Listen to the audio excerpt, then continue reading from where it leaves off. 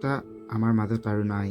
জন্ম হ'লে মৃত্যু অনিবাৰ্য, কিন্তু কিছুমান মানুহৰ মৃত্যুৱে অতিকৈ মৰ্মাহত কৰে। বৰ্তা, আপোনাক কেনেকৈ পাহৰিম? আপোনাৰ ধেমেলীয়া কথা আৰু মোক কৰা মৰমবোৰ কেতিয়াও পাহৰিব নোৱাৰিম।